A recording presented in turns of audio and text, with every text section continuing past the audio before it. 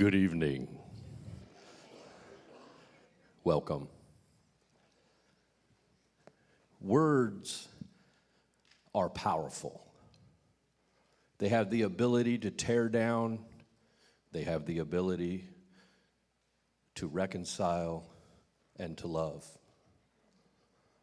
We, the cast, the crew, want you to be able to hear all the words. Most of you have a cell phone on you. Yep, that's where I'm going. I'm serious. It affects our ability to present the show. Airplane mode or turn it off.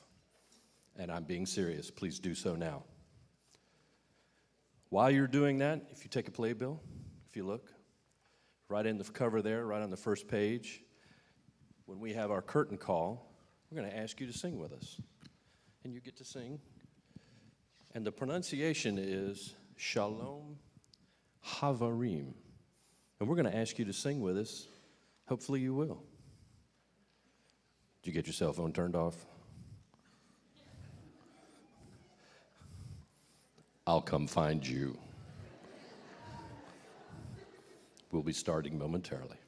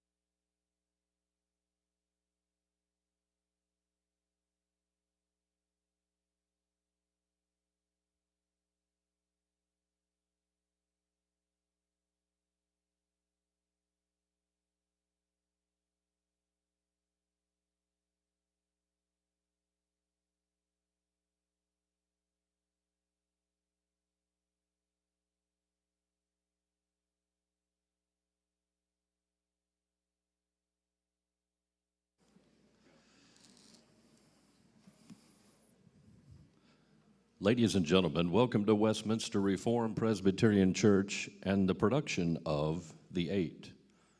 For the safety of our actors and the enjoyment of fellow audience members, thou shalt turn off thy cell phone. Thou shalt not make graven images, digital recordings, or taketh photos of any kind during the show. Performers will present themselves in the lobby after the show for picture taking. Thou shalt remain seated for the duration of the performance, if at all possible. Please be advised, The Eight includes special effects, including loud sounds, flashing lights, and apocalyptic destruction that may be startling. It addresses mature themes and contains mild, coarse language that might not be suitable for small children. In the case of emergency, exits are located in the rear of the sanctuary, and through stage left and right curtains, ushers will be on hand to guide you. There shall be one 15-minute intermission. We would like to dedicate tonight's performance in memory of Susie Forehand. Until we meet again, Auntie. And now, prepare yourself as we embark on the journey to a different time and place, where you will witness the joy, sorrow, triumph, and the struggle of the Eight.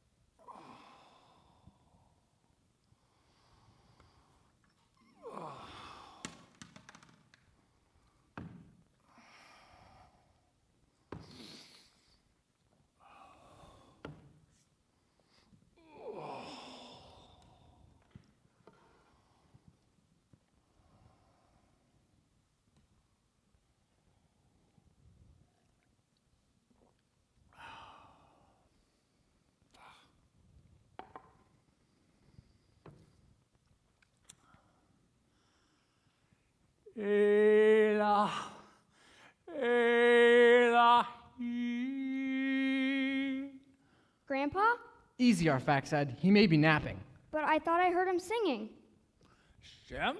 Arphaxad, is that you? Papa. Arphaxad, my boy. Oh. And Shem, it's so good to see you. It's been a long time. I know, Papa. It's been a while. About a year, I think.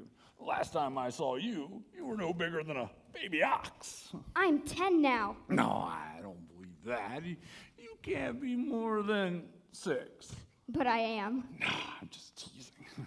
Will you tell me some of your stories? All we've been doing is watching over the herds. It's so boring. Son, Grandpa is probably tired and just wants to see you.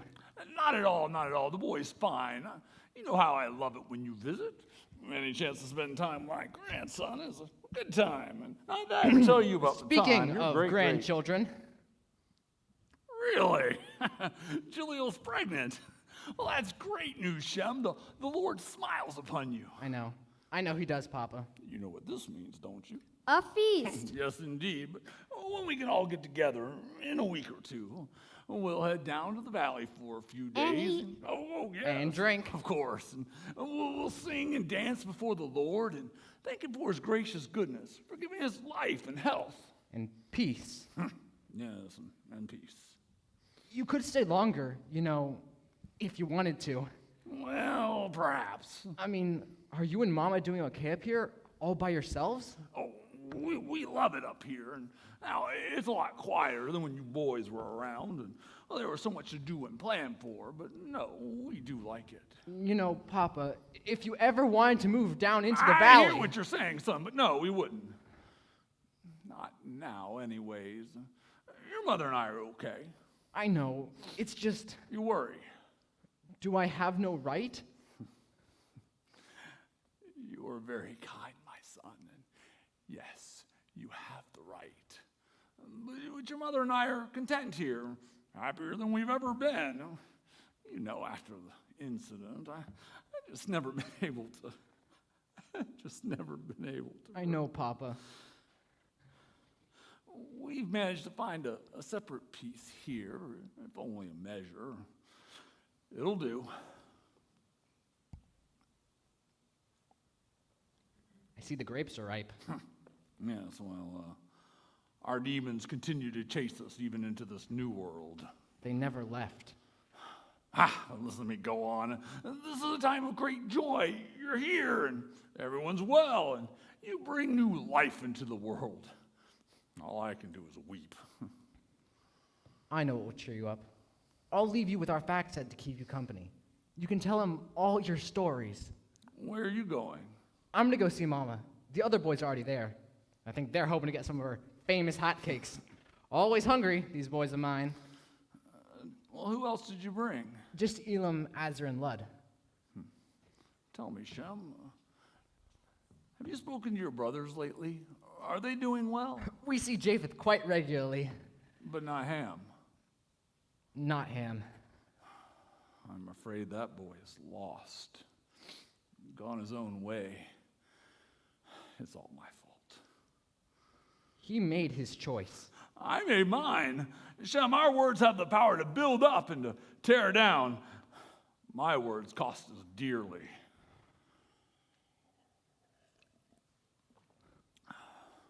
You do have the best of you. I do, don't I? The light is particularly long this time of year. You come in an auspicious time, the last week of the second month. I think that's why we came. Tell me, Shem, do you remember what it was like those first days? Barren rock. A wasteland. But look at it now. The Valley of 8. So named for a good reason, my son. I remember. 8. There was just 8 of us then. I know there are more now, but sometimes it just feels, I don't know, less. I know, Papa. But there are more of us. I promise. We are flourishing. And that brings an old man's smile to my face. But you go ahead. Get some of those hot cakes for yourself while you can. And tell your mother, Arphaxad, and I will be along for dinner. Oh, and son, I want you to know, I just really want to I have always.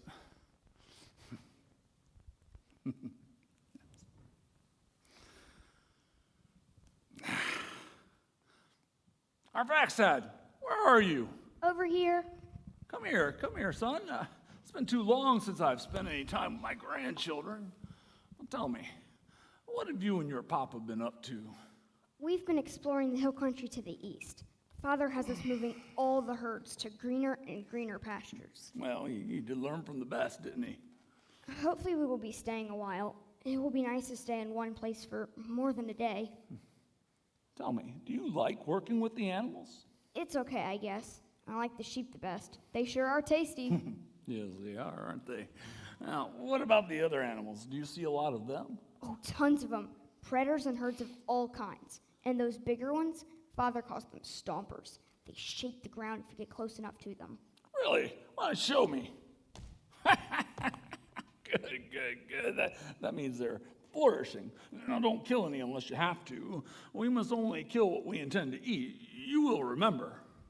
Good. I remember when the animals didn't kill one another. Not a long time ago, we humans didn't eat meat. Papa talks about it some, but there are things he leaves out. He says he got sand in his eye, but I really think he's crying. Hey, let me take a look at you. Yes. I see greatness in you, boy. A quiet inner strength. Great resilience, too. You're smart. You're going to pass that on to your children.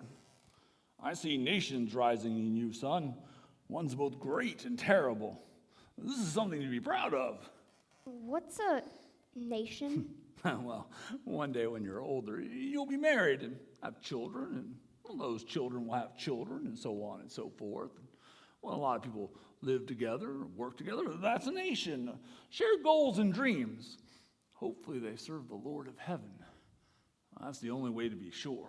Sure of what? Well, something bad doesn't happen. Like a flood? No, that can't happen again, but yes, something bad like that. So it's true then, the stories my dad tells about the boat and the flood and everything? Well, of course they're true. And now there's probably details he left out. Maybe you should hear from someone who lived most of it. Would you like to hear it now? Sure. All right. Well, settle in. Let's see, where to begin. Oh, a long time ago when I was a lot younger and a bit more foolish. Now, the thing to know about the world then was it was a lot different than it is today. Well, for instance, you see those trees over there? They're still young.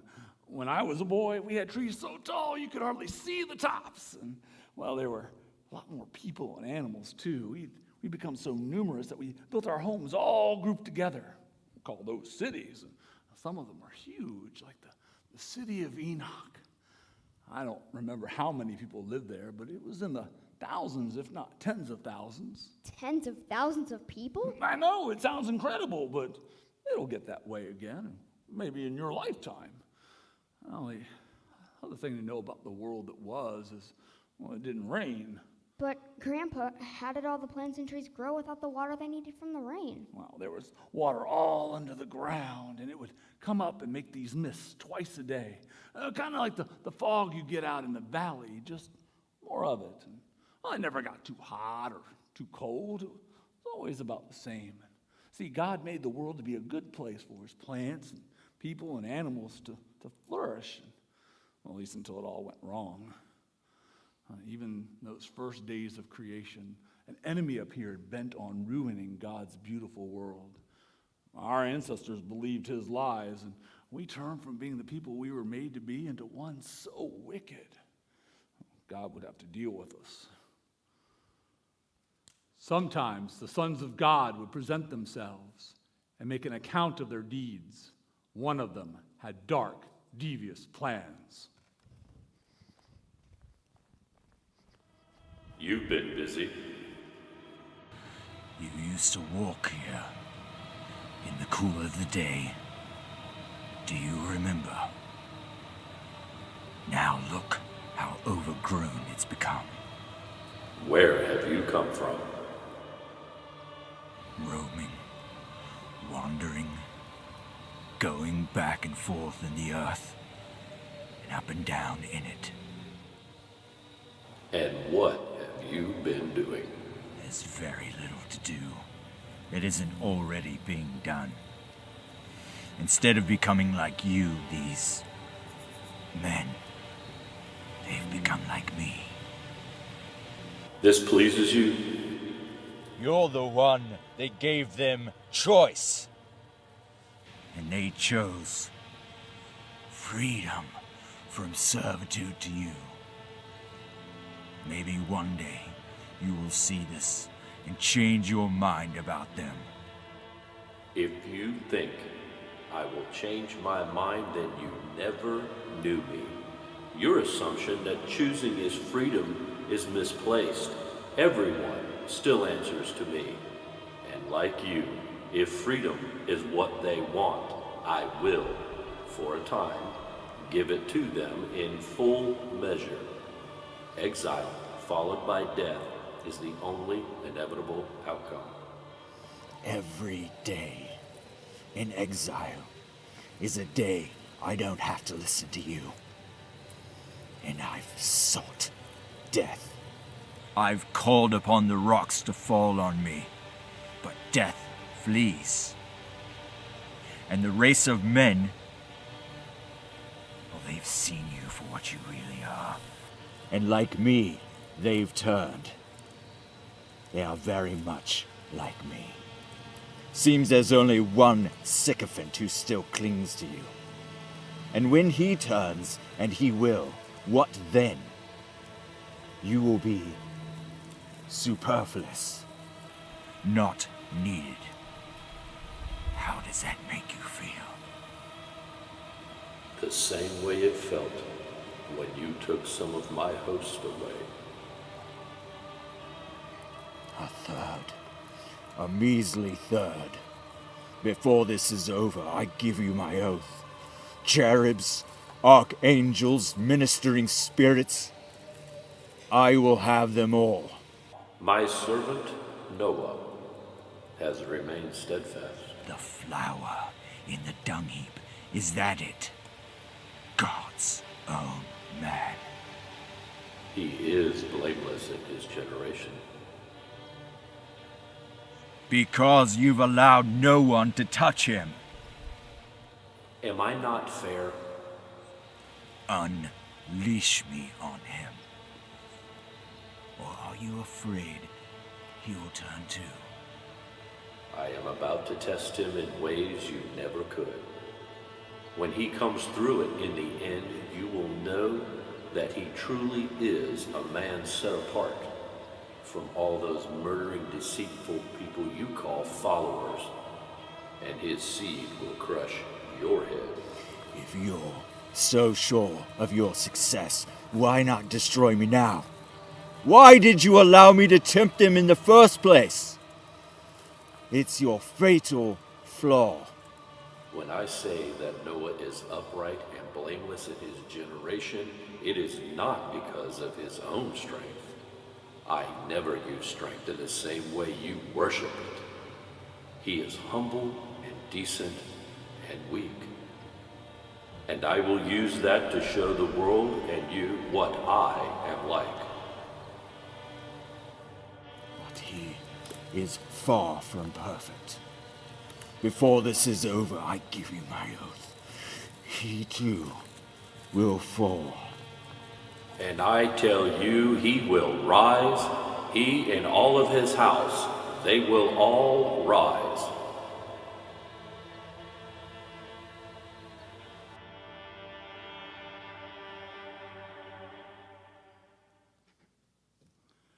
Elohim Adonai, King of the universe, grant sleep to my eyes and rest for my soul. Noah, My Lord, Noah, my son, it is time I tell you some things. I want you to listen and pay attention, because what I am about to tell you is important. I am listening, my Lord. The end of all flesh is before me. I have been watching as my creation has become corrupted. I made Adam to spread life and peace into the world, but they spread death and violence. I am grieved I made them. They pollute my earth with the stench of their bloodshed. Therefore, I am about to use the earth to completely purge them from under my sight. My Lord, this is a hard thing to hear. I know you have seen it. All you have grieved as I do this fallen, broken kingdom. The world and all that is in it is exceedingly wicked, especially in light of how holy and just you are. But are there no righteous remaining? Are there none that might be saved? Surely the God of all creation will not destroy the righteous with the wicked. I have endured this evil far longer than your own life, my son. They have squandered my grace and taken advantage of my mercy. But I declare my favor on you. I will save you and your house and animals I have made. You will replenish the earth, and I will establish my covenant with you. But my Lord, how will all these things be? Deep within the earth, the waters rest in chambers that will burst forth when I shake the foundations of the deep. Just as they have flooded my earth with blood, this same water will cleanse it. You were to build an ark of wood, the pattern of which I will show you. There, you and your family and the animals will be lifted above the floodwaters, and you will be saved. You are my chosen, my called, my new Adam. I live to serve and to obey you, my Lord and my God. I will give you plans that you must follow, and I will be with you.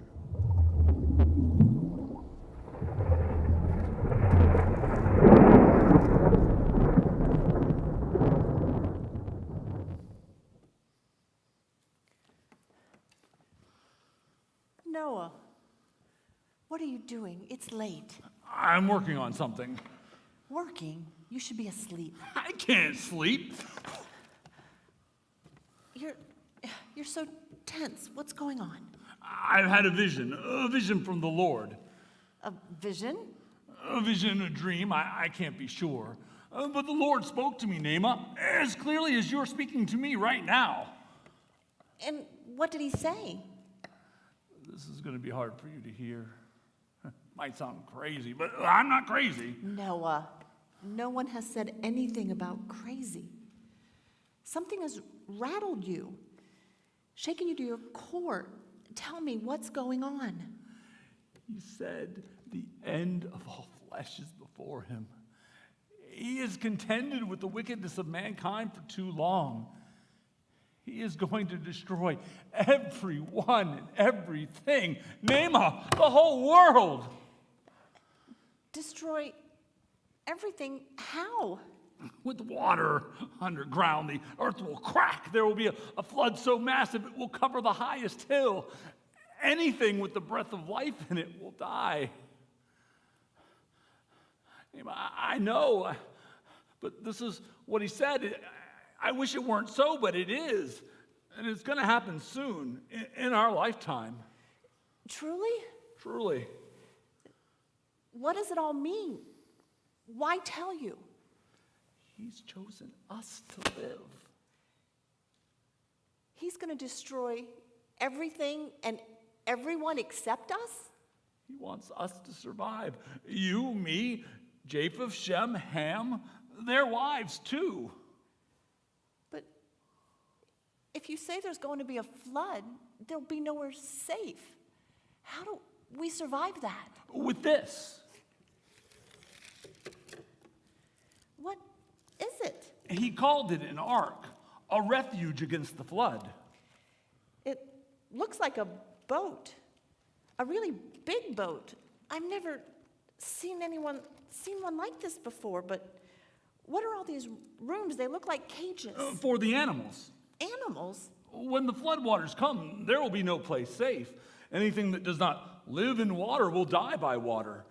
God wants to preserve a remnant so that when this is all over, they will be able to produce offspring and fill the earth again, like a new Eden. How are we to get all of those animals? He didn't say. How much time do we have? He didn't say. Noah, that's a lot of work. I know, Nema, and I can't do it all alone. I am your wife and your help. Where I fail, may God provide. You are my lifesaver. But, Noah, I'm afraid. All of those people are friends and neighbors and relatives. You talk of a new Eden, but at what cost? Aren't there any that can be saved? God didn't forbid us from trying. All we can do is warn them. Maybe some will listen, maybe not. Only He knows. I'm afraid they won't believe you in what you're doing. You're probably right, but that can't stop us from obeying God's commands. And, perhaps our obedience will open His mercy to others.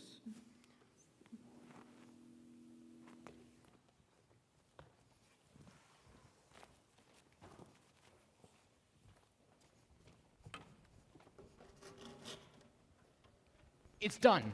Just 570 left to cut. Just like this one. This will complete the rafters for the second deck. Have you spoken to Zilka about the next shipment? It should be here sometime this afternoon. These aren't that hard to fabricate. It's just so many. Have you thought about what we discussed yesterday? We could use more men. You know my mind on the matter, Shem. Fine. Wait. Speak your mind, son. I'll listen. Is it your fear of them that you refuse more workers? I know they make fun of you and us at every turn. I hear them. Or is this one of God's commands? That's not something to make light of, Shem. I do it to illustrate a point. We need more men, whether you fear their ridicule or you just don't like them. It doesn't matter. We are near to breaking. Would it be so bad to hire a few more men to lighten the load? I hate to accuse you of having too much pride, Father, but that is what it looks like. You're right. What can I say, Shem? You've won me over. I'll talk to Japheth about it later. I promise. Really? Just like that? Shem, you're my son. I know I can be stubborn, but I want you to know that I do listen to your wisdom. Now tell me, how many men do you want? 20. 20 would be great. Done. Too thirsty? I'm always thirsty and hungry. Well, I can satisfy one of those cravings right now.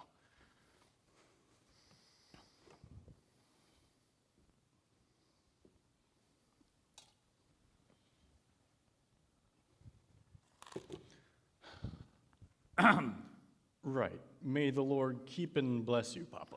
May He bless and keep us all. Perfect. Ham, you have done a beautiful thing. A few more casks of these, and, the rest for the barrels. It'll preserve the water quite nicely, should it come to that. Well, I had to rush the orders on the barrels, Papa. It was a bit more of an expense, but I think it will be worth it in the end. They'll keep. Tell me, how are the rest of the provisions coming along? Well, I'm ricking with Mother and the girls on the foodstuffs daily, and I've seen Zilka around. He'll probably be talking to you later today. Carry on.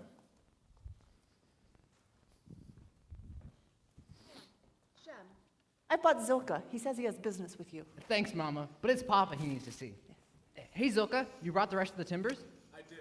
I wasn't sure where you wanted me to put them, so Naaman told me to stack them by the barn. Good enough. Depending on how fast the work goes, we may have another order for you in the next week or two. And I'll see you then. Why so eager to rid of me? Shem, your work would be half if you let my companies fashion up the timbers for you. It'll be faster than whatever it is you're building. See what I mean? Man talks a whole lot of sense. And it's good business. While you settle up with my father, could I get your men to bring the rest of the load over here? Of course. It's good to see you, Shem. I'll walk with you, Shem. After all this work, you look hungry. I'm always hungry. I've checked with the girls. Maybe we'll have some hotcakes.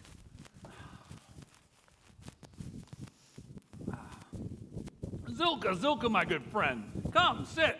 Have a drink. Thank you. I have your payment right here. Keep it. Keep it. I've been meaning to speak to you for a long time, my friend.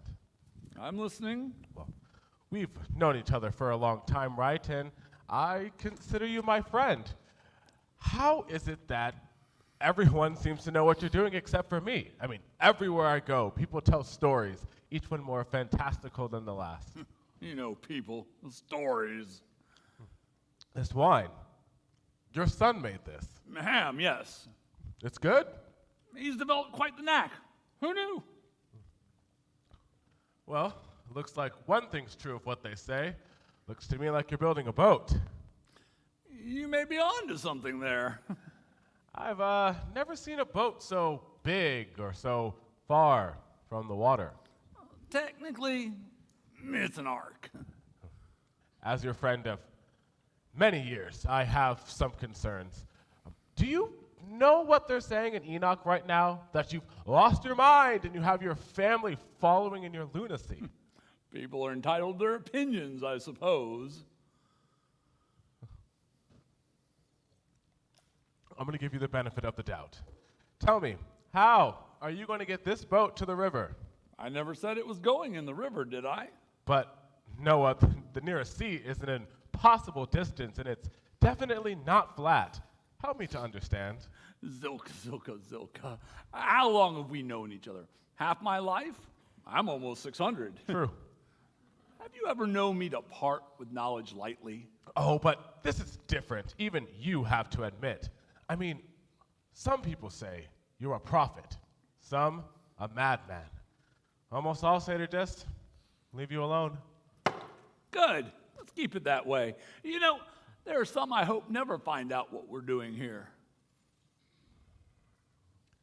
The rumor is you think it's going to flood. Maybe I do. You're crazy. Call me crazy. I've stopped caring. You know what? You really are an arrogant ass, you know that? You think you're right and everyone else is wrong. Well, you know, Zilka, sometimes it's easier to let people believe that than to convince them of the truth. The truth is always harder, you know. You know, I respect you, but I feel respect is a two-way street. All right, I'll tell you here. Just as I've told many others, about 100 years ago, I had a vision and the Lord spoke to me. Ugh. I know, scoff all you want. The words of every crazy person starts with I heard a voice. But I'm not crazy, Zilka. I know who and what I heard. God is not dead. He is not sleeping, and he's always watching. That sounds creepy. It should terrify you. I take it he's pretty upset. Upset? No. He doesn't sound angry, just disappointed And what? heartbroken. And that's the best way I have to describe it. His heart is broken? He's grieved at how violent his world has become. Well, you've seen it for yourself. Neighbor rises up against neighbor and sheds his blood. And even the animals hunt and kill more than they need to survive. God commanded us to be fruitful and multiply, but we've decided for ourselves what is right and what is wrong as if we were gods. That's not the worst. Well, you've seen the darkness in the Nephilim. It said they eat the flesh of other men, and for this they receive praise. This cannot be. Only the Lord of heaven is due our praise.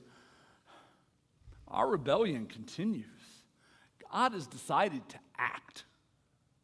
You know, I hear what you're saying. I just don't understand. I mean, most people are just trying to get by, you know? I mean, I've never killed anyone. I'm a businessman. I try to stay out of trouble and keep coins in the pockets of me and my men. Is that so wrong? Why punish the innocent, huh? No one is innocent, Zilka. Not you, not me, not anyway. Here, let me put it another way. Before you became a merchant and became obsessed with making money, you were an artisan, a maker of fine pottery, if I recall. Well, some you gave away, and Some you sold. Well, if something you made displeased you, you destroy it. Now imagine you were the artisan who created the world. Beautiful. Perfect. Where are you going with all of this? You make man to be your crowning jewel, to be like you, to create and to establish order, but he refused. Instead, he spread violence and wickedness until the entire fabric of your creation was distorted and ugly. Just as you would take your misshapen pottery and throw it into the ash heap, so God has the right and the authority to destroy his marred creation. So I like to make money. Call it greed, if you must. But what about you, Noah, and your family? You somehow think you're better than everyone else? You think that there's nothing about you that isn't spoiled and deserving of the same fate? You say you've never killed anyone, Zilka, but in a way I disagree. I mean, greed is a type of killing, a murder of your fellow man for gain. It's just a longer, slower knife. But you're absolutely right. How am I any better? I don't know why God chose me for this, but he has, and I cling to him for my life and salvation. And so can you. It's not too late. You can come with us. We have plenty of room. Bring your family. Noah, stop it! This is madness. It's the worst type of self-righteousness on display. Yeah, the world is screwed up. Maybe even evil. But it's not that bad. A flood? There isn't enough water on this earth to flood it. Someone should tell you that. Someone should tell you that. Because maybe then you'll stop all of this madness and let your family go about their own way. I can't stop. I won't stop. You know I won't. Just as I know there's no convincing you to come with us either. I know. I wish it wasn't so, but it's just the way it is. We still need a supplier. You are the best. I know you think all of this is madness, but can we still depend on you? You pay well, you pay on time, and you're my friend. Yes, though it pains me to see you go down this path, so as long as your lunacy means coin in my purse, yes. Oh, and you may as well contract me to shape up the timbers for you. You will be doing the Lord's work, whether you realize it or not. Just remember, you've been warned. Go in peace, my friend.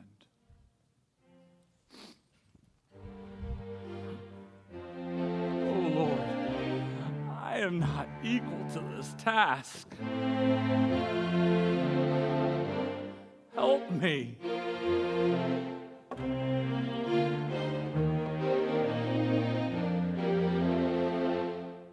Elah, Elahi,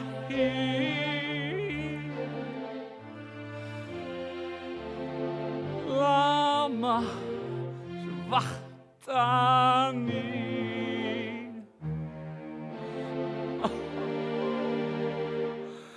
Elah, Elahi,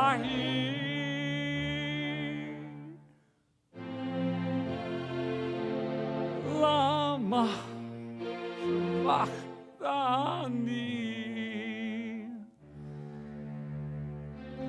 Trouble is near and there is none to help.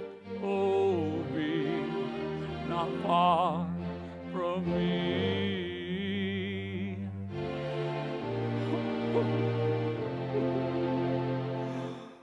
Oh, be not far from me. I am a worm and not a man. I am but dust and shadow.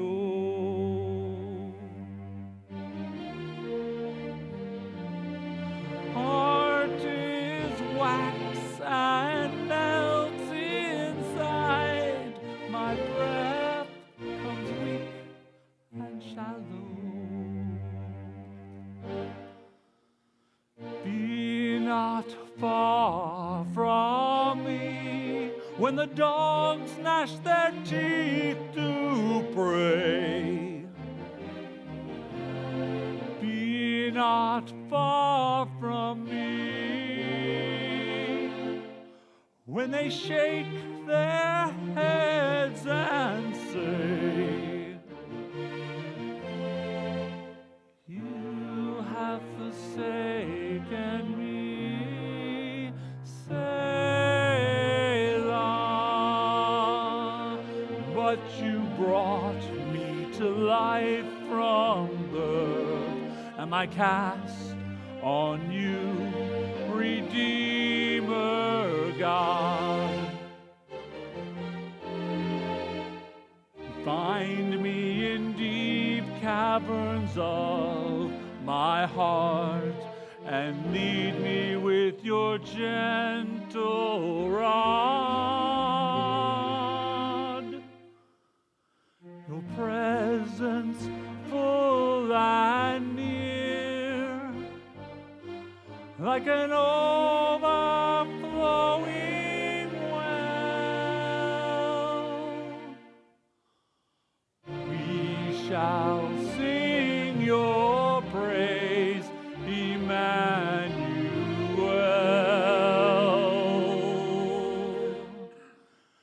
Emmanuel.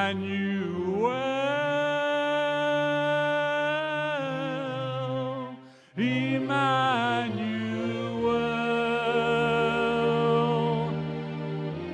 God with us.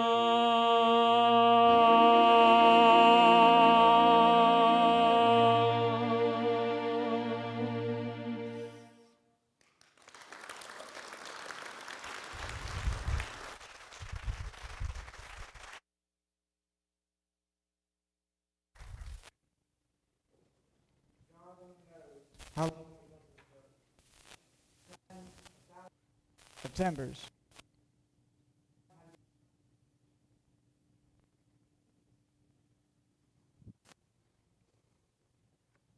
I had my doubts. We all did. But there's no such thing as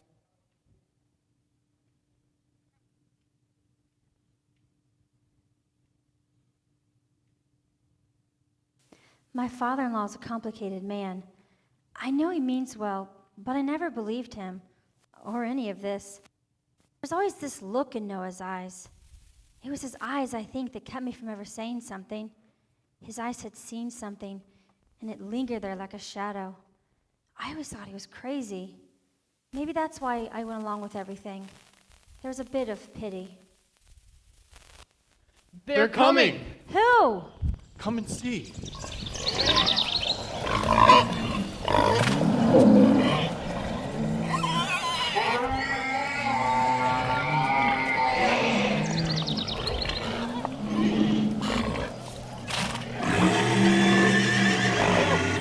My God, all these animals. Papa was right.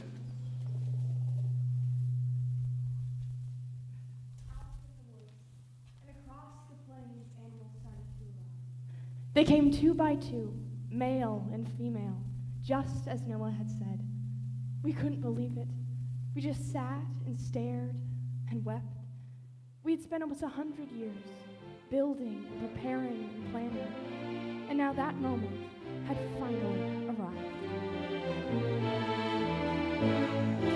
Praise, praise the Lord, praise the Lord, oh my soul. Praise him, all the earth and animals.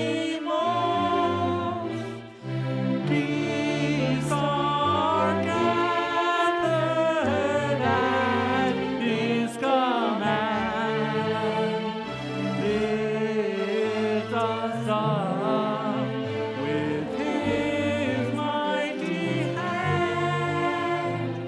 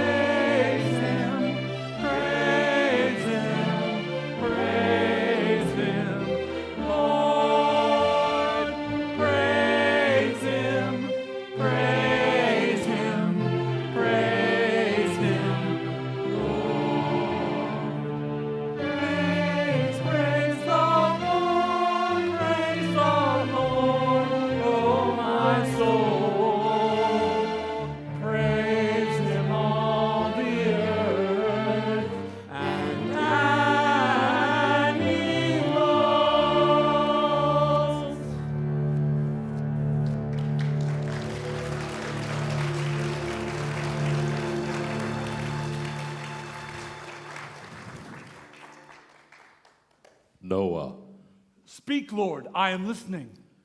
I have brought you the animals I require. In 7 days I will shake the fountains of the deep, and the fountains will burst forth and rain upon the earth. Every living substance I have made on the land will die. My Lord, please do not be grieved with me. Far be it from me to question your works. But if I may be so bold, is it too late to plead the cause of the wicked? They have been weighed in the balance and found wanting. Just as I raised you up in the ark, I will raise one up that will be my answer to the question of sin, death, pain, and suffering.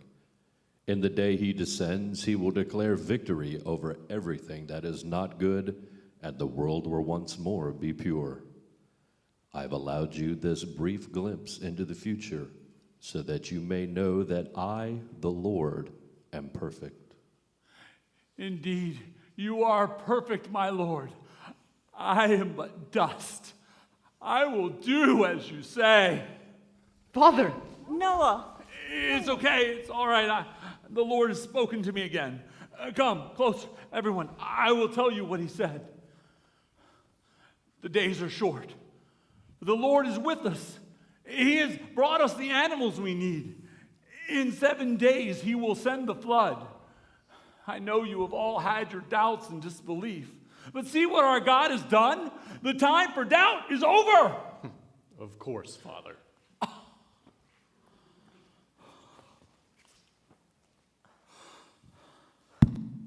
well, that went well. I'm afraid some of us are forgetting why we're doing this. How can we with you as a constant reminder? You know, sarcasm doesn't become you, my dear. I understand there's a burden that you carry, but it has left you cold and hard towards people.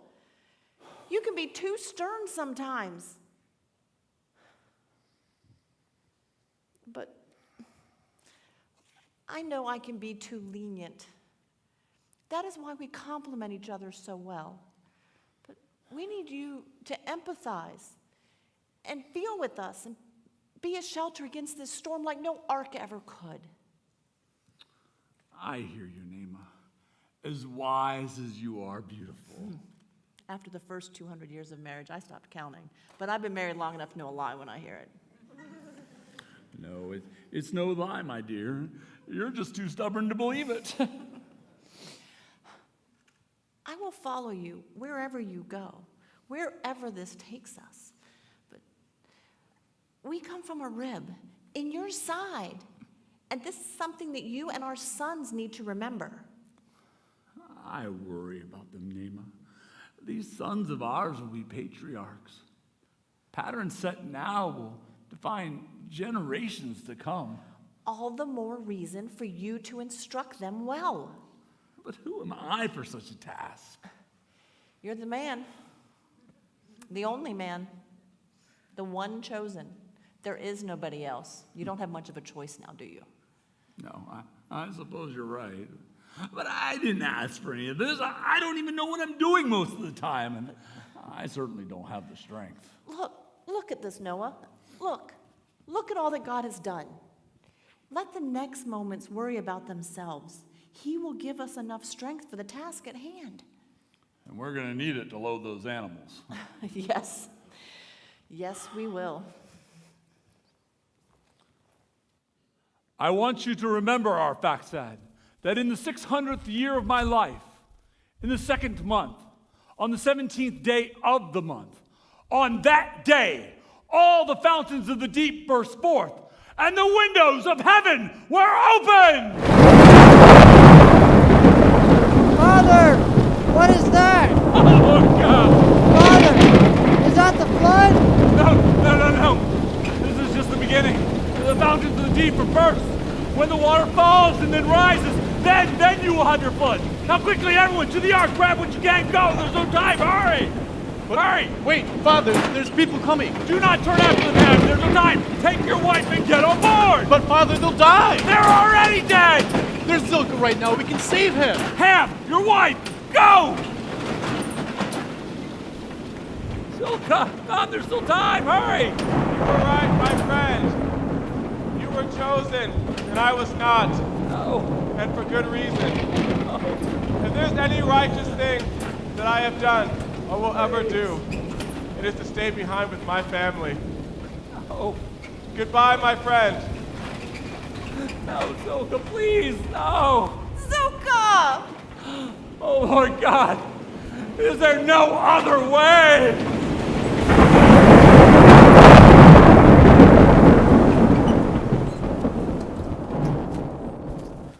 Dot. We do that whole thing in an hour. It's 7 o'clock right now.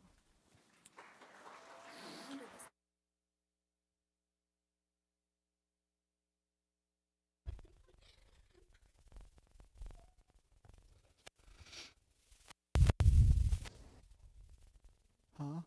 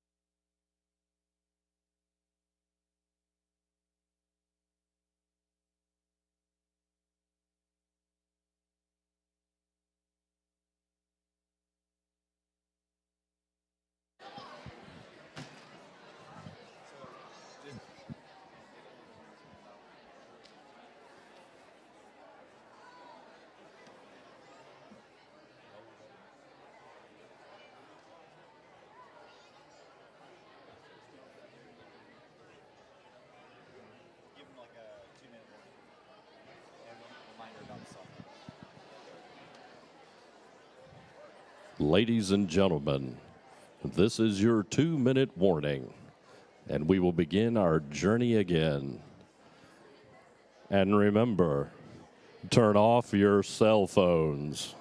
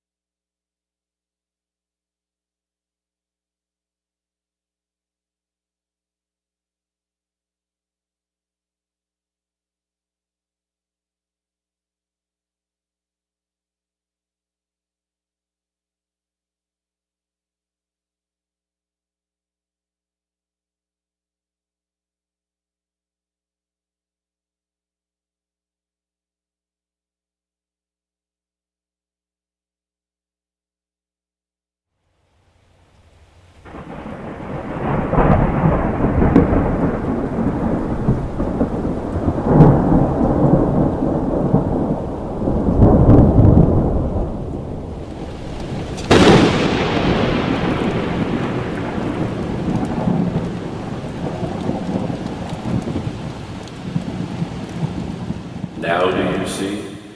You have no power here, no hope. I'm wiping it all away. Go away. Is there nowhere I can be where you are not? You know the answer to that. You're still intent on saving them, aren't you? If you lack the resolve, use me. All you have to do is say the word, and I'll destroy the Ark. Do you remember the day I made them? I remember the way it felt to be replaced. I was no longer the greatest thing you had made. They held a special place in your heart, one I knew I would never be able to access. You gave them choice. Something you had never extended to any of us. Not even to me. I created you with the power and authority and a station I never granted to them. But not equality. I created you. The thing created does not ask the Creator, "Why have you made me thus?" nor grasp for a thing that is unobtainable. Say what you want. I'm done bowing and scraping. You all had a special place in my heart. Their rebellion mirrors your own, the one as foolish as the other. If I'm a fool for rebelling, and you're the bigger fool for letting me. You said all flesh on earth would die. But I am not flesh. You still haven't learned. Just as the flood declares my greatness in its strength and rage, so an act of complete foolish weakness will declare my greatness even more. In that day, you will know who I am, and you will know your place in my creation. Perhaps the way to the Father's fall is through the rejection of the Son. The way that you rejected me.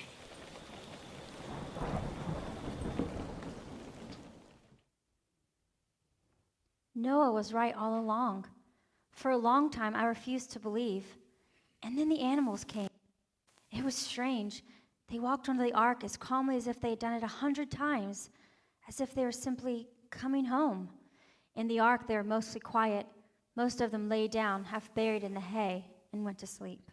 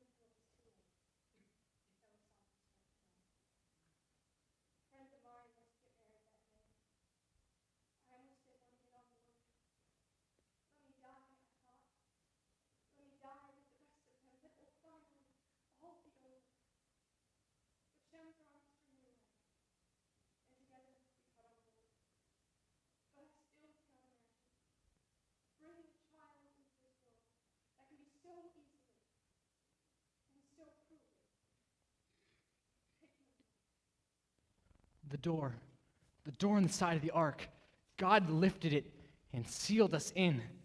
Even now, to this day, it gives me shivers. It closed with such finality, like the lid of a tomb. I think I'm going to be sick. I will care for her. Men have little compassion in the middle of a crisis. Their heads just turn to survival. God wills it.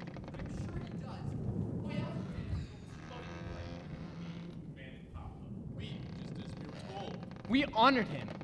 Is that so bad? Through the years of hardship, doubt, and disbelief, we honored him. We kept going. Papa's little pet. You little storm crow! Hey! Enough! Both of you. This is no time to fall apart. Fall apart? For the first time, I'm seeing things clearly. Did you ever stop to consider that our lives spared would mean the death of everything and everyone else? Did you ever stop to consider the cost? No, I didn't. I trusted, as I trust now. I didn't either. And now, I feel like a fool. There's an awful draft. Here's a blanket. This incessant rocking never stopped. If God wills it, I keep thinking the sides will give way. Our husbands built it. It'll hold. Yeah, so strong. Falling apart the first hour of calamity. But hopefully the waves will calm down after a while. Honestly, Hilliard, it's starting to make me feel sick too. The men are making me feel sick all the time. All they know how to do is squabble.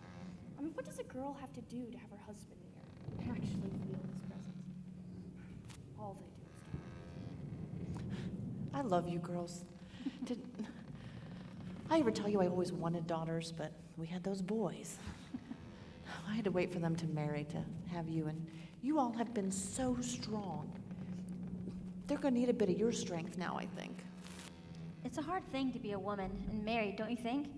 But there's no other women around, thank God. Just those men and the animals, and that ever-present smell of dung. Sometimes I can't tell one from the other. Hillia, how are you feeling? Sick. Sick. Okay. Let me check the store. I think I have some herbs. I might have something that will help. Okay, come on. I miss Japheth. Where is he? I'm not sure. Could be he's feeding the animals. More likely he's arguing with his brothers. Do you want me to go and look for him? Oh, no. Just stay with me a bit.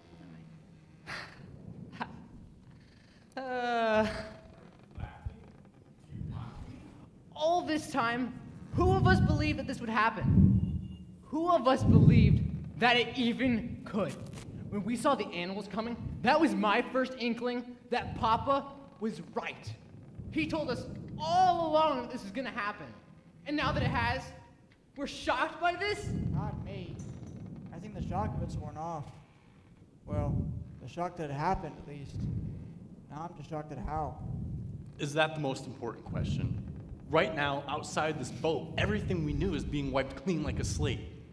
Doesn't that burn within you like a profound injustice? Be careful, Ham. This is a thing of God's doing. Was it God's doing? Was it not the earth that opened up? You know, why is it that whenever something good happens, praise God? But when something bad happens, we wonder where God is, what he's doing, or if he's even the one doing the work in the first place. We say, this is too evil, too unjust. It must not be God. But surely, the one who's in charge of the good is also in charge of the bad as well? I'm not disputing that, but this is my question. Had you known beforehand that all of this would have happened, would you have gone along with it? Maybe that's why it wasn't given us to know. Shows a whole lot of trust. Maybe that lack of trust is well founded. I, for one, can't be so cold and callous towards my fellow man. It's borderline cruel. My sons, Father, do you have chores to be doing or something? What would you have us do, Father? All the animals are asleep. I tried to prepare you as best I could for what would unfold. Even I'm taken aback by what the Lord has done. I don't take delight in it any more than you do, but this is His will, His creation. I hesitate to question the one who made the world and all that is in it. It's a tough place to live, Papa. Yes, there is tension there. I know what you're thinking, Ham. If God is due worship, He must be worthy. The world we left behind was filled with unworthy gods. And people bow down to them out of selfishness and willful ignorance. But that's not true worship, and it doesn't lead to anything good, just death. The rue, yes, the rue. And the mint, yeah, right there. We'll make some tea. This will settle her stomach.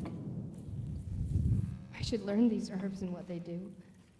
Because it's not like there'll be any physicians once we get off this boat. I know these are hard thoughts. The whole world is turned upside down. But the Lord has brought us this far. We can't forget that. Nema, I know, but our lives used to be so easy and comfortable, and I mean, we took so much for granted. Because once we get off this thing, if we even do get off, Nema, there won't be anyone to buy anything off of. I mean, we'll have to make it, all of it. But I never took the time to learn anything like that. And I don't know what I'm going to do. We're all going to have to learn new things. You are plenty smart. You will do just fine. Will you teach me? I'd be delighted. In the meantime, let's make some hot cakes to go with that tea. Why don't you tell the others and fetch a little goat milk? I'll start a fire on the stove. That sounds great. Okay. I could do with some normal around here. Oh, sweet child, we all could. We all could. Have you ever noticed men talk about sheep and cows and goats in much the same way that they do women? The only difference is they spend a great deal more care in choosing breeders for their herds than they do wives for their sons. Perhaps we cannot fault them. This is the way things have always been done. Perhaps, but that sounds like an excuse. As if something that's wrong, but has always been done that way, somehow justifies it. Maybe in the new world, we will all have a chance to make changes. If only. If I'm to be an old heifer, I want my old bull, not to be traded in for some fresh milker. We never really own ourselves or our bodies, do we? Noah's always said it's one of the downfalls of man, is that we haven't been fruitful and multiplied. It's a command, not a suggestion. Seems to me to take the fun out of it, don't you think? Well, if we never really own our own bodies, it seems to me that men have a lot more freedom than we women do. That's all I'm saying. Holding up. Pretty well. We've been talking. I think that helps. Yeah, good. Naima and I are going to make some tea and hotcakes. We were thinking of inviting the men, too. Oh, that sounds lovely. Do we have to invite them? Tamar. Let's just say it was Naima's idea, not mine. Well, what can I do to help? Well, I'm going to go get the men, but tomorrow, if you wouldn't mind asking him to get us some goat's milk, that'd be great. Of course. Oh, but don't leave me. Oh, you'll be all right, Hillia. I promise. We won't be gone long, and when we get back, we're going to all work on making you feel better. Okay, just hurry back. Being will. alone here frightens me. I'm scared, Lord. Help me. Remember who we are. We are created beings. Like the animals we brought on the ark? Yes, Jay, but more than that. We were made to bear God's image. Exactly, Shem. Now, we are not God, but we are like him. We have his breath of life in us, designed to create and to spread order in the chaos. We were made to rule and reign over a good earth. When Adam and Eve rebelled, that changed. Their curse brought death into our world. Now everything we do carries that taint. The good we attempt, the order we try to spread is corrupted, and well, that just leads to darkness and despair. I don't understand. Didn't God call you righteous and blameless? Isn't that why we're still alive? Surely this wickedness you speak of was all washed away. In part, but not all. God may have called me blameless, but you know as well as I do, I am far from perfect. Sin crouches at my doorstep. Yours too. We must be mindful lest we forget why this flood even happened. We are proof that God is both just and merciful, two threads hanging in perfect balance. Balance? Justice? Mercy? Does any of that look like it's happening outside right now? It looks more like rage. That's for you to believe if you so choose, Ham. I'm sure petulant peoples will look back and accuse God of being some capricious being who lashes out in anger for no just cause. But ask yourself, what if he did nothing? What if he allowed evil to continue unchecked? Would that have resulted in any less destruction? The flood. Terrible, but swift. Kind of mercy. Remember, he didn't have to spare anyone, but he did. But why? He did it to declare evil will not win. And this feels like a victory, all right. But it's not quite defeat either. You are God's second chance. You are his mercy. We must never forget that there is a king in heaven who will be served, or else we will all perish. We must remember these horrors and why they happened, lest some worse fate befall us. Something worse than this? What could possibly be worse than this? There are worse fates than death, my son. Remember, we were created to live forever, so I do not believe that death is the final nor worst judgment. We are more than flesh and blood. We are more than bone. We have spirit. Imagine dying only to be forever separated from the one who made and sustains that spirit. Let him go, Japheth. This is not given to everyone to understand. We do not yet know the story God is writing for him. But Father, he's disrespecting you. No, it's not me he's disrespecting. Besides, we're on a boat. Where's he going to go?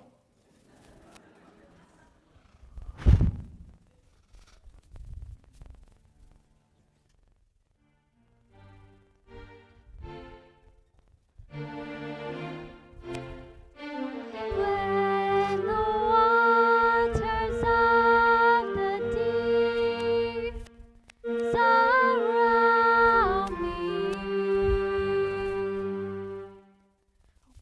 wind and wave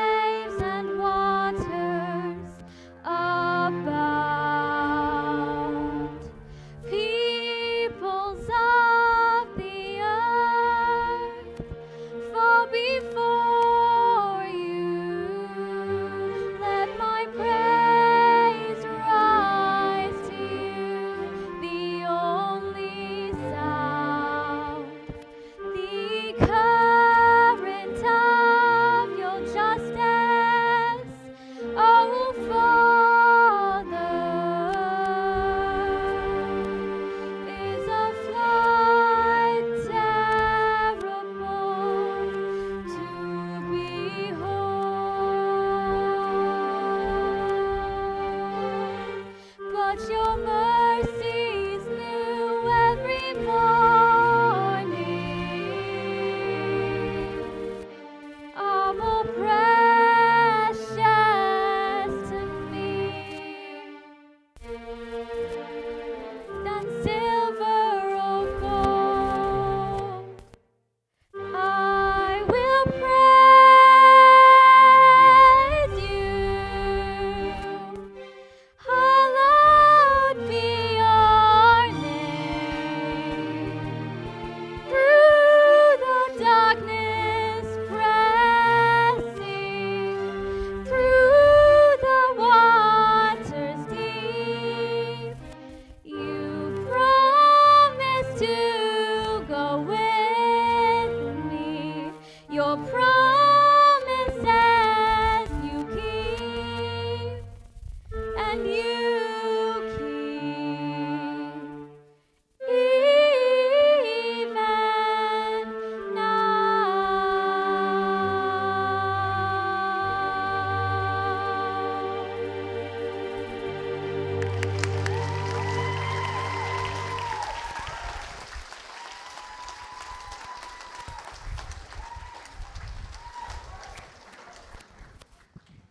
You are not worthy.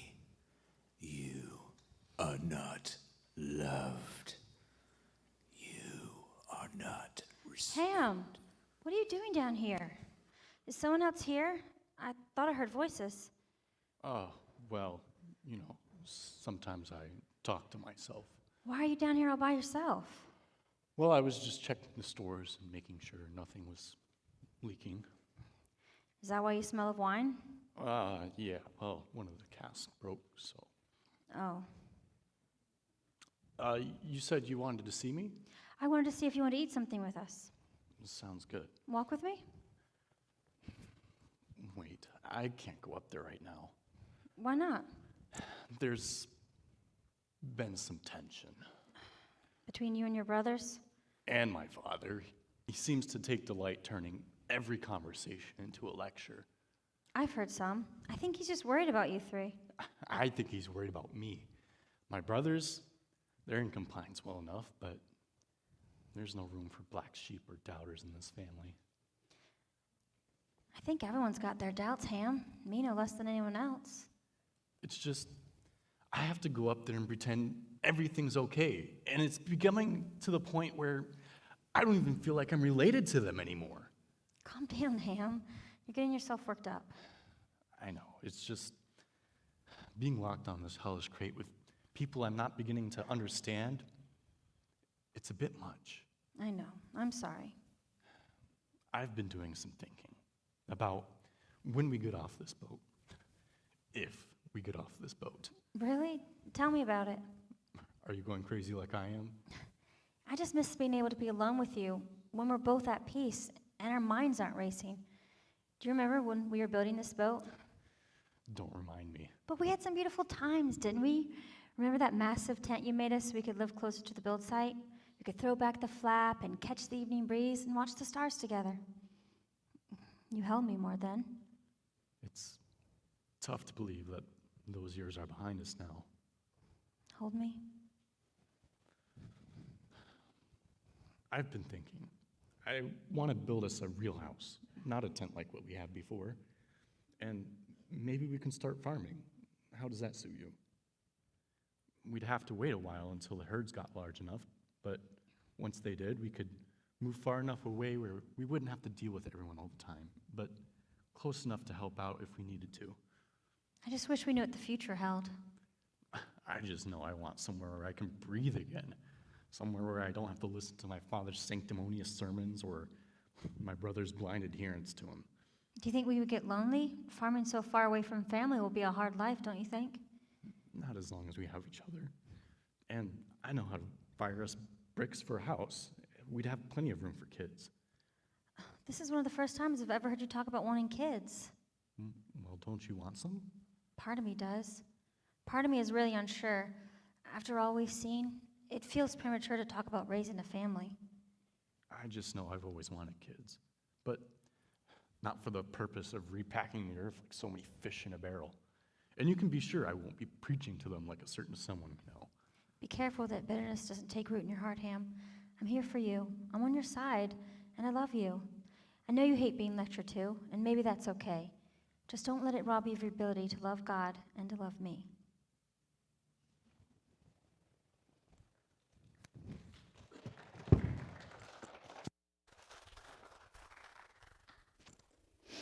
Tamar, are you okay? Anything you want to talk about? All right, I'll leave you then. Japheth, Yes? when this is all over, will things go back to normal? Normal? I miss the times before all this started. We didn't have a care in the world. We took so much for granted. It is a rare thing to be in a season of plenty and to be aware and grateful for what you have, don't you think? I think you mistake me. I could care less about the things of this world that are so fleeting. We've lost so much more than that, Japheth. We've lost a sense of innocence, of carefreeness. There's such great divides here. I think it can return, and will, but so much of it is up to you. Those feelings are more like a state of mind that can be protected by any storm if you choose. Just so lonely. It's hard to feel strong when you're alone. Where's Ham? Are you and him? You know him well. He's having a difficult time with all of this. There's been months and months of constant contention. He is a man of his passions, a man of extremes. One moment, he's in the glory of the heavens. Next moment, face down in the dung pit. But there's more than that. It's as if he's a different man sometimes. Like something takes hold of him and won't let go. I don't know if it's his emotions or if... He's been drinking a little more from the wine jug than any man should. How did you know? I've had my suspicions for a while.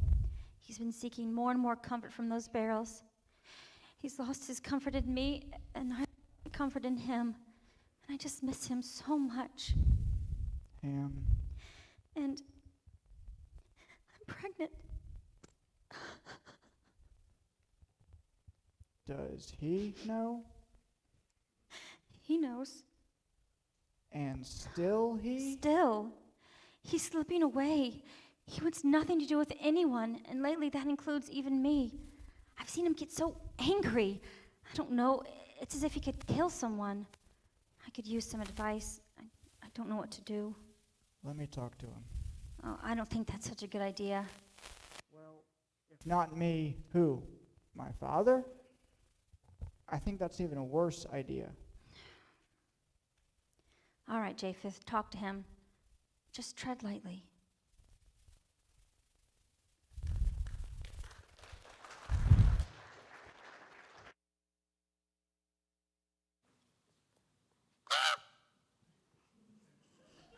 Oh, good morning, Japheth. I didn't see you there. Good morning. You're up early. Didn't sleep well.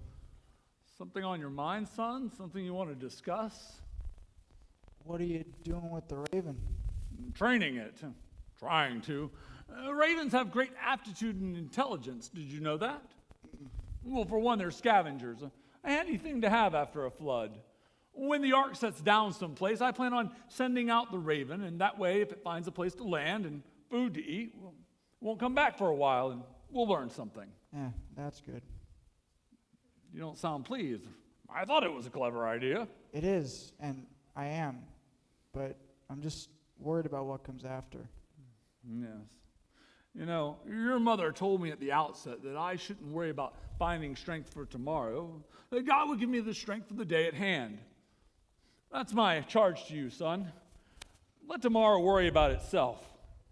This is coming from someone prone to worry, prone to be weak. But you never seem to worry to me. Then I hide it too well. I've done you a disservice not revealing my weakness. Truth is, son, most of the time I was as big a wreck as anyone else. I think there's one who's a bit more of a wreck than any of us right now. Ham. He needs to be restored, Papa, and gently. This rift has gone on for too long. He's just never recovered from seeing all those people running. I don't know whether he sees himself in them or them in himself. Either way, it's created a wound that runs deep. What do you think we should do? I think I should talk to him, brother to brother. I think that's what he needs, but mostly listening. Things have been a bit volatile between you two lately, so I don't think it's a good idea for you to get involved, at least not yet. Yes, I think you're right. But remember, Japheth, some people won't accept the truth no matter how it's told. But that shouldn't stop us from trying or from loving them well. Ham, believe it or not, he and I are very similar. Like two people staring at each other in a mirror, not liking what they see, lashing out only to inflict injury on themselves. And I guess God knew what he was doing, bringing Ham into your life. Yeah, you must be right. Help me find that raven. I think it went that way.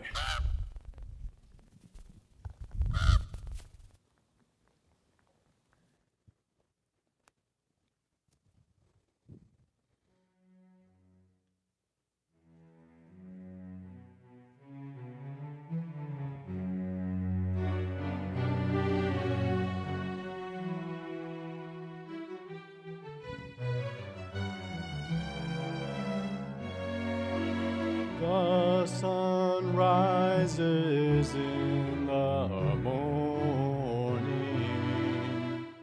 Ha! A dot of a question mark. I'm looking for the answers, like arrows shot into the dark. He is the potter, we the molded clay, some born for a noble purpose, and some were born the common way. So why does he still blame us? For who resists his will? Some will remain empty, and he chooses those whom he fills. He asks us to love, to worship and to trust, and to live out of this tension of wherefore hast thou made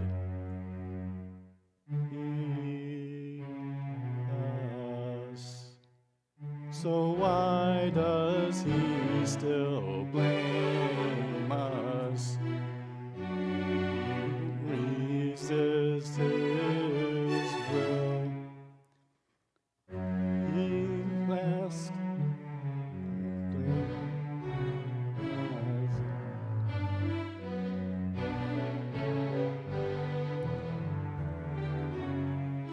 this notion that we're born into dirt and filth and rust is the foundation of my anger, and wherefore hast thou made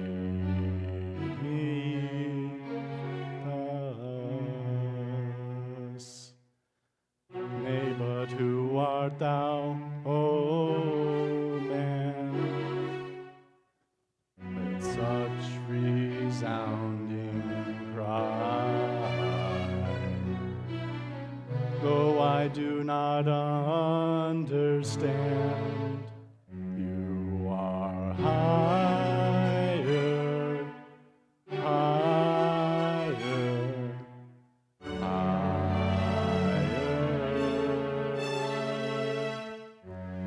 then.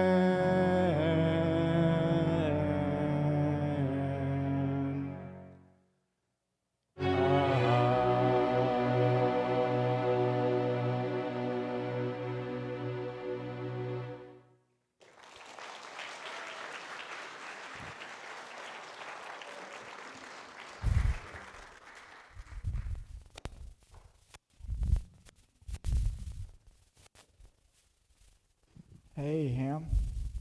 Come to find out how off keel I am? I haven't come to pick a fight. Then you shouldn't have come. I see you've been drinking a bit much from the wine jug, haven't you? And I see you've been talking to Tamar. She has her concerns. I have mine. I come to you as a brother because I love you. Love of a brother. And what would you know about that? Your love is skin deep, if that even. I know I don't have to be here.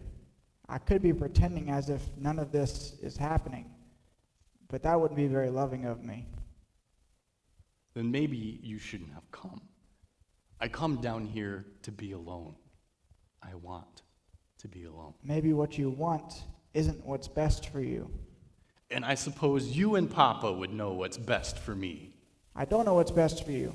I just know that this isn't good for you. It's not good for Tamar, and it's not good for your child. She told you? You have responsibilities now, Ham, both to her and to your child. You must see this. What else did she tell you? Does it matter, Ham? She loves you. What more do you want to know? What more do you need? You wouldn't understand. You're right. I don't understand, but I want to understand. So help me. So you could run off and tell Papa? You always were his second in command. If you have a beef with Papa, you should air it out with him. But even he doesn't know what's wrong with you. None of us do. Maybe Tamar, but if she does, she is not telling. I would rather cut out my own tongue than tell you or Papa anything. Well, then cut it out and be damned, Ham. I'm tired of your pity party without cause and without end. That's just it, isn't it, Japheth? I'm damned. But for the just cause of caring for the damned themselves. And if that meritless reason is why I'm damned, then I might as well earn it.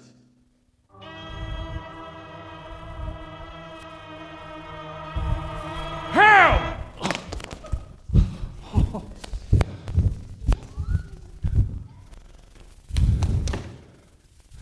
My sons! My sons! I'm sorry, Japheth. I don't know what came over me. I feel so cursed. You're not cursed, Ham. You're here with us. I'm not cursed. Then why do I feel so abandoned and alone? No one has abandoned you, son. We're all here now. Is that what you tell yourself, Father? That just because you're here, you haven't abandoned anyone? Let me ask you a question. Do you feel anything for anyone? Easy, Ham. Always our Father's little pet. Well, let me ask you something, dog. Did you hear what our father said when we got on this boat? Help me out here, Papa. What did you say? That they're already dead. Dead! Like scraps of meat. You think I felt nothing for them? Were you not there when I told them about the flood? When I pleaded with them to repent? Did you not hear me beg them to come with us? Did they not laugh at, spit on, curse, and revile me? You go ahead, cast your stones. You know nothing. You don't get this, Papa. I was done talking to you about this a year ago when we got on this godforsaken boat. Always this incessant voice of yours hammering in my head, trying to drive me towards your truth. But it drove me to a deeper truth, a truth that you refuse to see. God-forsaken, if that's the foundation of your truth, you are greatly led astray. We're worshiping a God that just murdered countless people and undid a world civilization that will never be the same. Here we go again. It was never resolved to begin with. Am I the only one that can see this? That we're worshiping a God based off of fear? Isn't that a bad foundation of worship? Didn't that, you say that? Ham, your anger is blinding you. You're not thinking about this clearly or asking the right questions. Oh, I'm not asking the right questions. Well, what questions should I be asking, Father? Why bother? Why save anyone? He was under no obligation. He is passion and fire. He has loves, not likes. He is mighty to save, but foremost, he is holy. You want to put God in some neat little box, but you forget, son, that he is far bigger than what you see through that narrow window of yours. And your Father, God, is all anger, judgment, and fire, except he's not fire. He's water. Lots and lots of water that drown the air out of millions of people. I wish to God he had never spared me. Is that so much to ask? I bring shades and shadows of the old world with me. Here I am, God. End it! You think your feeble pleas will change God's mind? He saved you for a reason, son. Figure out what that is, because until you do and start walking in his ways, you will never find peace. Not here, not now, not ever.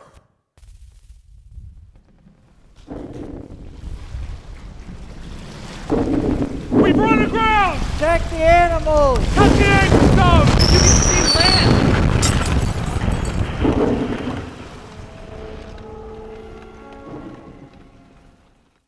The ark ran aground. Everyone got excited. Father sent out his raven, but it came back. It was to be weeks until it was safe to get off. We have to wait until God tells us it is safe, Father would say. Father sent out his dove. Father, is that? It's an olive branch. God told my father it was time to get off the ark. I used to have my doubts about my father and about God, but not anymore.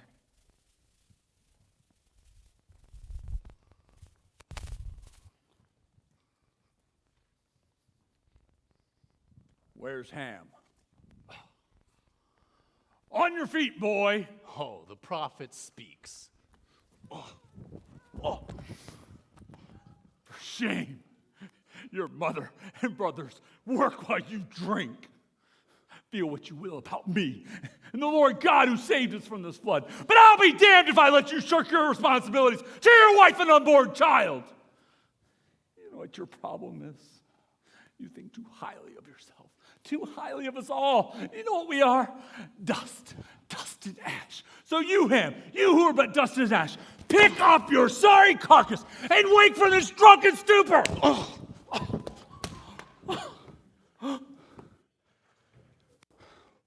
One day, Father, I'll remember this moment. I'll remember this moment the rest of my life. One day, you'll be naked, alone and afraid. And what do you think I'm going to do?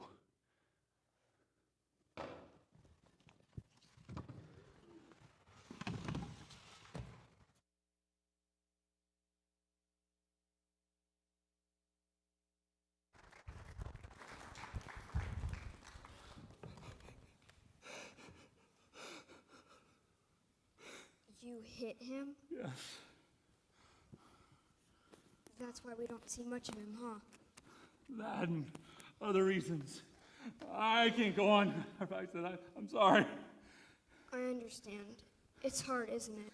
There's so much loss and regret. Loss and regret are for the old. I don't want to burden you with that now. But I mean, you obviously got off the boat. I mean, you're here and not up there. Has your father taken you to see it? It's still there, you know. No, I think it's too hard for him as well. And that settles it. I'll take you myself. You and your brothers. We'll drag your papa if we have to. The ark should serve as a reminder for everyone that a long time ago, 8 people built a boat to save them from a flood that destroyed the world because of evil. Grandpa, I think the rain is coming. Look over there. I see a rainbow.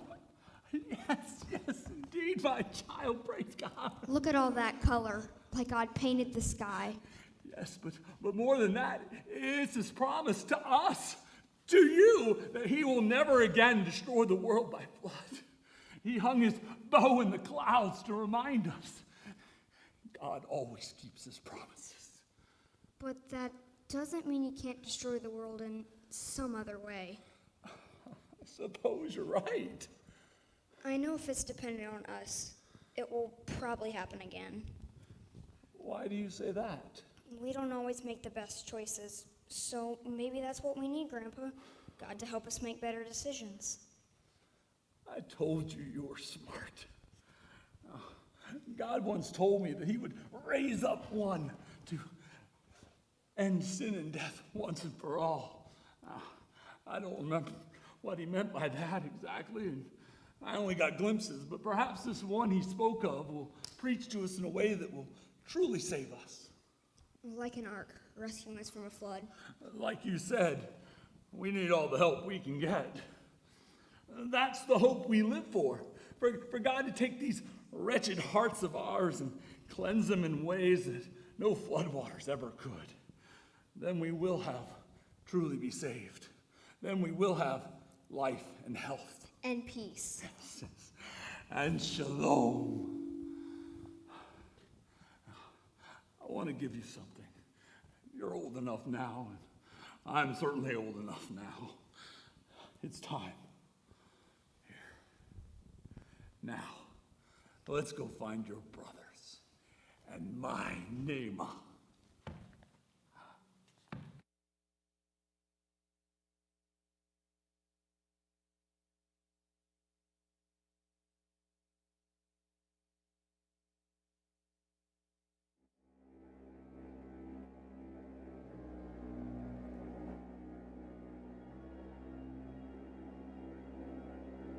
What do you think of my servant Noah now? His time is over. He looks old, used up, beaten. You still think victory is within your grasp? The rebellion is far from over. For them and for me. But there is an enemy far worse than you. Who would that be? Death, Lucifer. Death. Why don't you just end it? And me. That's not the story I choose to tell. You used to like it, you know. Then my eyes were opened. My mind is unyielding on the matter. It will be good again. One day, there will be no death, and the only ones in my creation will be those that walk in my ways and keep them with a pure heart. That is the center of my plan. A people that are known and loved by me as I am by them. My plan is in motion. The word has gone forth, and there is no taking it back. Do what you may. The victory is sure and has already been decided. And like my servant Noah, victory will come from the most unlikely son of man.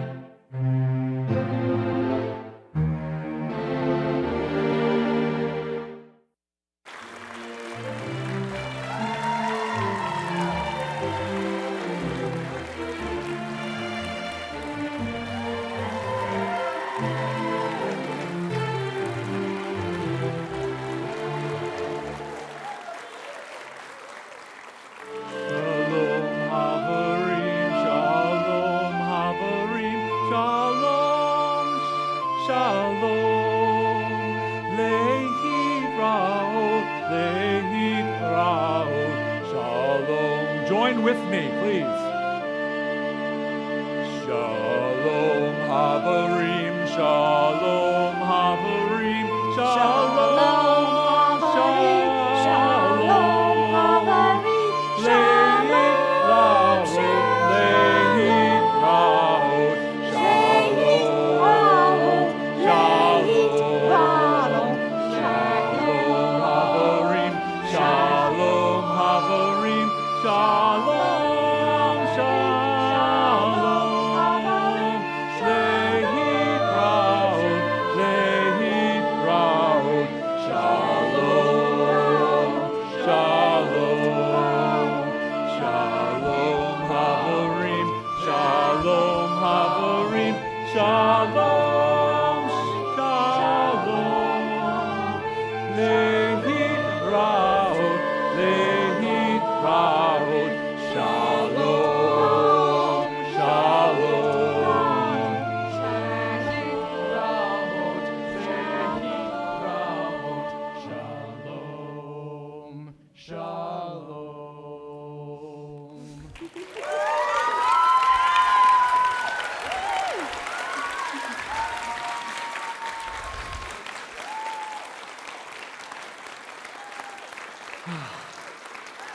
Thank you all.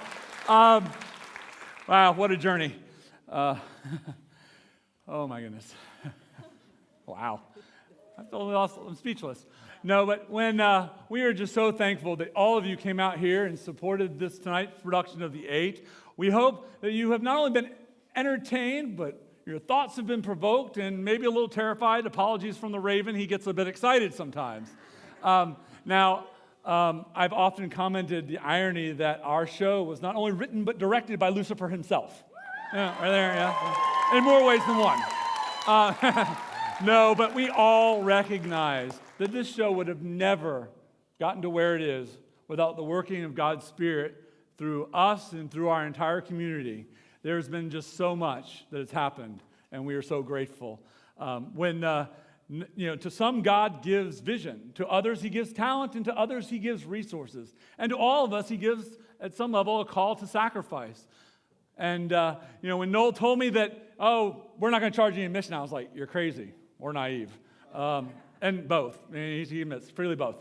But I have been astounded and humbled by just the generosity and the support that we have received from individuals and organizations all throughout Hampton Roads. This is not a Westminster thing. This is a Hampton Roads thing that was spearheaded by a guy who happens to go to Westminster, but we are obviously super grateful for Westminster because they provided our venue and other things. Now, we are committed to the fact that we didn't charge admission, but if you, as you know, nothing that's free is without cost. And if you are so willing and able and you would like to contribute to this and offset costs of publications and other things and possibly support future endeavors, we do have a donation box out by the info center there. There's also where you can put cash. There's also a little QR code, so if you like to do it electronically, we have that set up as well. But again, only if that's something that you want to do. I just want to thank you again, and we look forward to seeing you out for pictures in the lobby. But before we do that, we have something. We have you don't know about this. Come here. Now, from day one, Noel says, man, you guys are putting in so much effort and so much, and I wish I could pay you. And we're like, dude, people pay to do this stuff. I mean, right?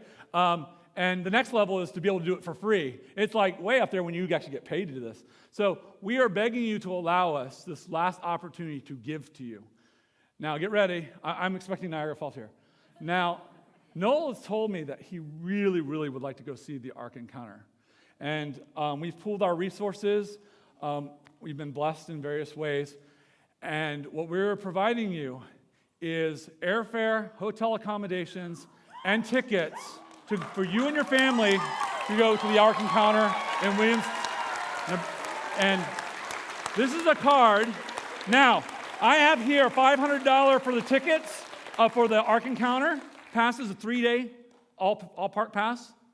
But I'm holding on to this until you tell me when you're going to book your trip, because I'm making sure that it's going for what we intended. But yes, I can be Lucifer too. I'm dealing with the devil here. Got to be wise as a serpent, gentle as dove, right? Now, yes, you just need when you're able to let me know, and we will get that booked. And we just wanted to bless you. We thank you so much for your hard work, for putting up with some of us and our schedules, and we're grateful. So, and that's all I have. Thank you all for coming. What you may not know is that tonight's performance was also live streamed, and I just want to give a shout out to the many representatives of American states that are watching, and we also have people overseas from Margrat in Netherlands, Philippines, Great Britain. We just want to thank you all for being a part of this, and thank you for silencing your cell phones. It really helped out tonight, because I can't tell you the frustration of putting the kind of effort and hard work that we put into the production, only to have mics cut in and out. Tonight was actually far less than the previous 2 nights. So thank you all for coming, and I hope this won't be the last time we do something like this at Westminster. Thank you again.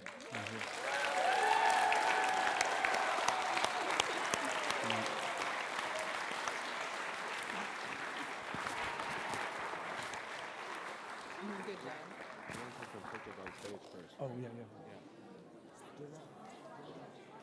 We're going to take some picture on stage. Hey.